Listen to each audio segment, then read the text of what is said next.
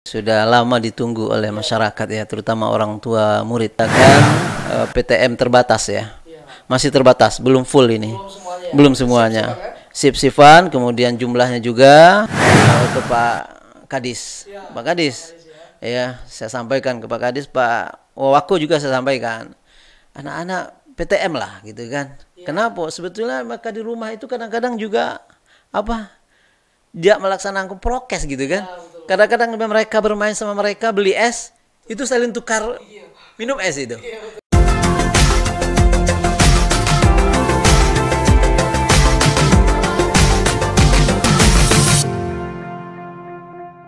Baik, Assalamualaikum warahmatullahi wabarakatuh. Baik pemirsa semuanya, bertemu malam hari ini dalam acara PKS Podcast kita semua insya Allah.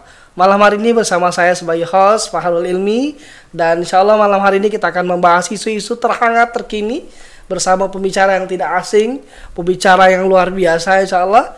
Saya ingin menyapa pembicara kita. Assalamualaikum Bang Jasrul. Waalaikumsalam warahmatullahi wabarakatuh. Gimana Bang kabarnya Bang? Alhamdulillah sehat. Cerah ini wajah nih Bang. Mudah-mudahan kecerahan ini menunjukkan kecerahan kota Jambi insya Allah. Bang Fahrul pandai aja ya.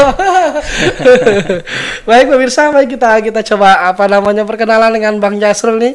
Boleh Bang perkenalkan diri Bang? Terima kasih Bang Fahrul. Assalamualaikum warahmatullahi wabarakatuh. Pemirsa PKS TV yang berbahagia. Alhamdulillah pada acara Poskot kita semua ini di PKS TV, saya terima kasih sudah diundang dalam berbagi lah mungkin ya. Iya, berbagi informasi Bang. Informasi terkini terutama di Kota Jambi. Saya Jasrul dari fraksi Partai Keadilan Sejahtera PKS DPRD Kota Jambi, dan kebetulan pada periode ini saya diamanahkan sebagai Ketua Komisi 4 yang memang membidangi tentang pendidikan, kesehatan, tenaga kerja dan juga Kesra. Baik, alhamdulillah nih tamu yang luar biasa nih pemirsa, kita kehadiran tamu Ketua Komisi 4 Bang Jasrul ya. Iya, Komisi 4. Sudah berapa lama Bang di Komisi 4 Bang? Komisi 4 hampir 2 tahun setengah. 2 tahun setengah. Terakhir ya? Desember besok. Desember nanti akan ada lagi. Akan ada rotasi ya. Kayaknya Bang Jasrul cocok di Komisi 4 kayaknya ya. Terserah dimanapun kita insya Allah siap, cocok. ya? Siap baik, itu kan. Baik. Iya Bang Jasrul, ini sesuatu yang menarik ini Bang Jasrul Ya. Kota Jambi. Ada kebijakan PTM nih, pembelajaran tatap muka di Bang Jasrul. Ya. Seingat saya itu tanggal 4 Oktober 2021 pemerintah Kota Jambi menerapkan pembelajaran tatap muka di Bang Jasrul. Ini kira-kira gimana Bang Jasrul melihat baik, memang untuk tatap muka ini PTM ini sudah lama ditunggu oleh masyarakat ya, terutama orang tua murid yang memang udah 2 tahun ini orang tua menjadi pendidik di rumah ya. Jadi orang tua sekaligus guru ya, juga guru kan? gitu kan. Dan alhamdulillah tanggal 30 September kemarin keluar surat edaran wali kota untuk mengadakan PTM terbatas ya. Iya Bang. Masih terbatas, belum full ini. Belum semuanya ya. Belum Masih semuanya. Sip-sipan kan? Sip-sipan, kemudian jumlahnya juga ya terbatas. Waktunya juga terbatas.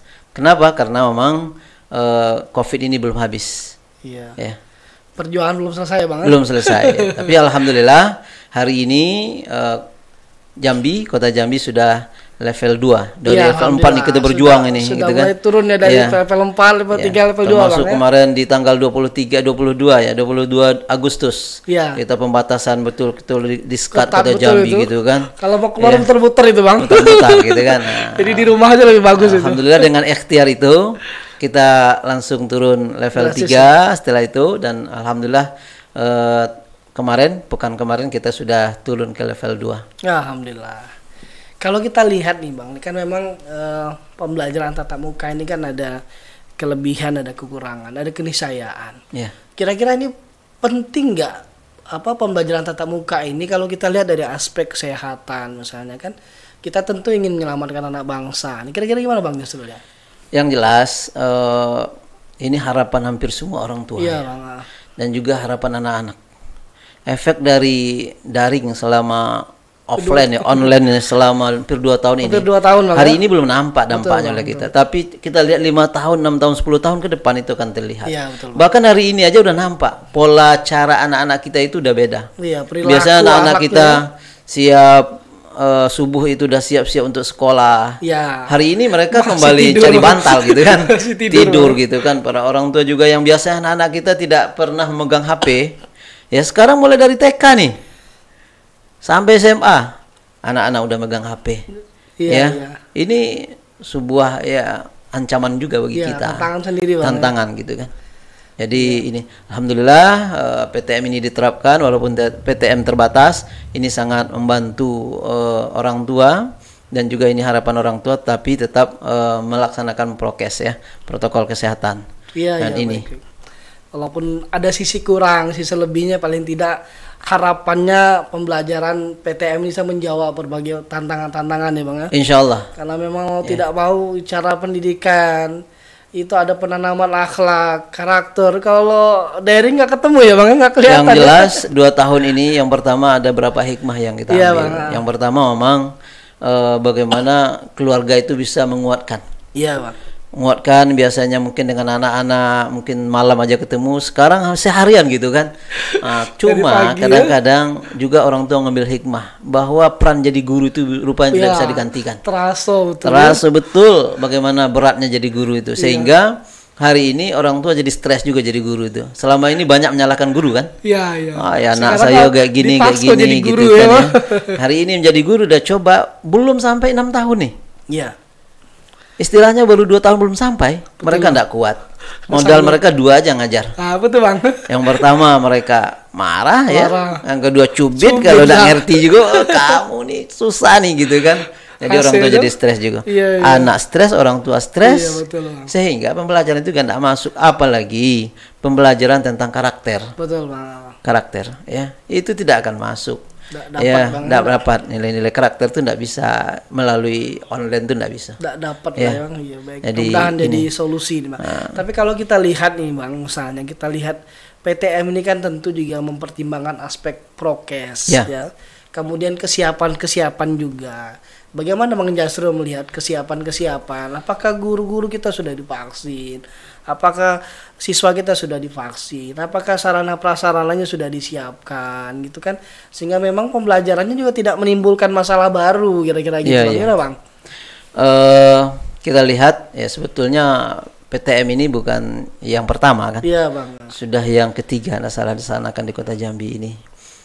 Dan kita sudah sering turun ke lapangan melihat kesiapan sekolah-sekolah. Bahkan kemarin sebelum PTM ini dilaksanakan kita juga sudah turun ke sekolah-sekolah. Ada ke SMP, ada ke SD. Alhamdulillah hampir sekolah ini sudah siap semua untuk menyiapkan prokesnya itu. Baik itu cuci tangan maupun untuk pemeriksaan suhu badan, dan juga bangku-bangku di kelas sudah disusun rapi. Tapi menurut saya, termasuk vaksin tadi ya. Iya Bang. Vaksin kalau guru-guru alhamdulillah udah ambil banyak lah yang Hampir vaksin. semuanya sudah, Hampir Bang, semua. ya. Cuma anak-anak nih, yang anak-anak 12 tahun ke bawah kan belum nih. Iya, iya. Tapi kita yakin lah anak-anak 12 tahun ke bawah itu imunnya kuat insya Allah. Ikhtiar Karena ya, Bang. saya sering sampaikan ke Pak Kadis. Iya, Pak Kadis. Pak Kadis ya. Iya, saya sampaikan ke Pak Kadis, Pak Wako juga saya sampaikan. Anak-anak PTM lah gitu kan. Iya. Kenapa? Sebetulnya maka di rumah itu kadang-kadang juga dia melaksanakan prokes gitu Iya, kan. betul, Bang. Kadang-kadang mereka bermain sama mereka, beli es, Betul, itu Bang. saling tukar Iya.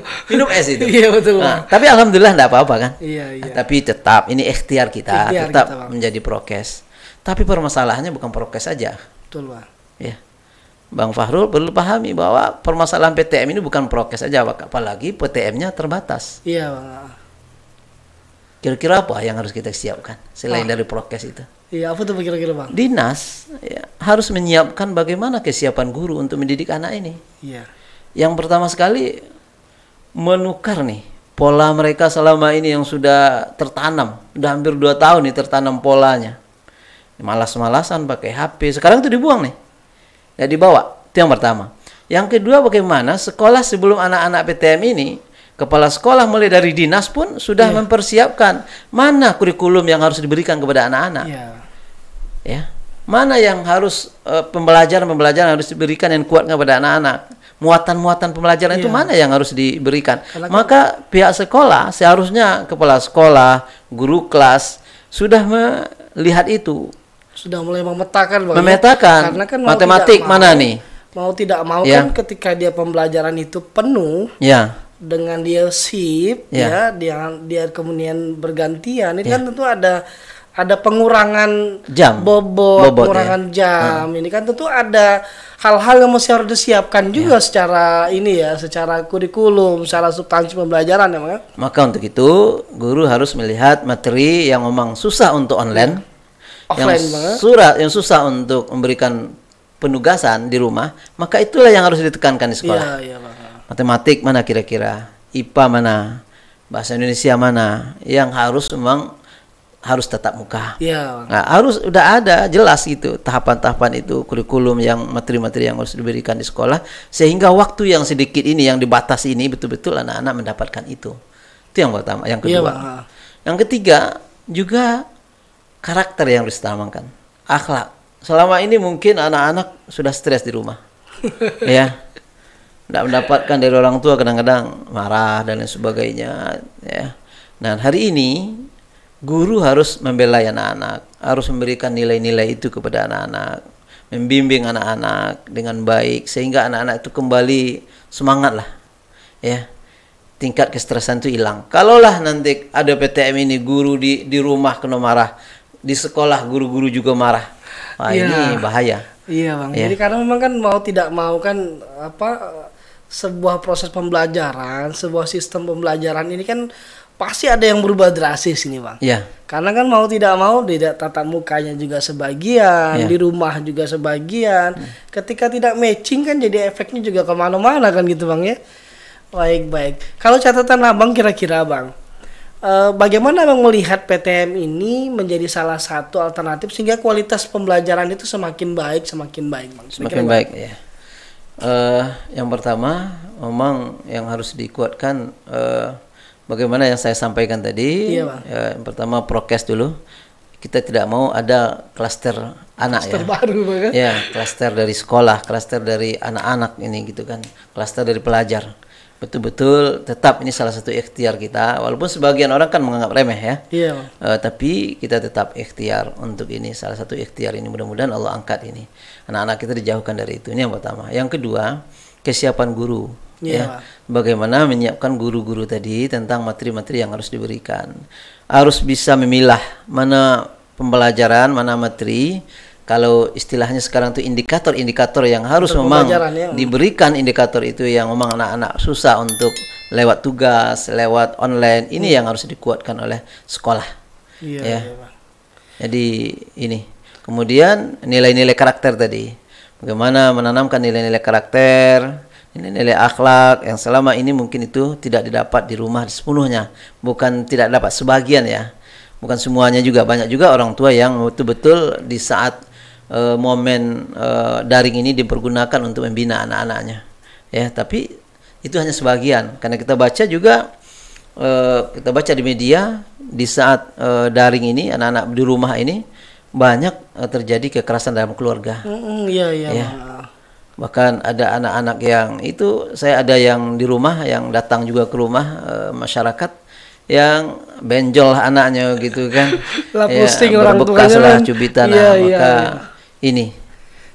Bang. Satu juga, Bang, menurut saya yang menarik, Bang. Jadi memang ketika ada kolaborasi antara pembelajaran tatap muka dengan di rumah, tentu ada juga akselerasi yang dipersiapkan oleh dinas pendidikan, guru, sekolah. Yang kalau di sekolah jelas ini sekolah menghandle kan. Tapi kalau di rumah tentu ada juga akselerasi kan. Kalau kita lihat hari ini kan guru-guru hanya WA tugas. Tentu efeknya kan tidak ini ya. Kira-kira gimana Bang Jasur melihatnya ya? Ini supaya menjadi catatan juga, Bang. Walaupun dia di rumah, tapi tetap juga suasana, lingkungan itu juga bisa di-drive oleh dinas. Kira-kira gitu ya. Gimana kira-kira Bang melihat gitu? Jadi begini ya, sebetulnya ada hikmahnya sebetulnya.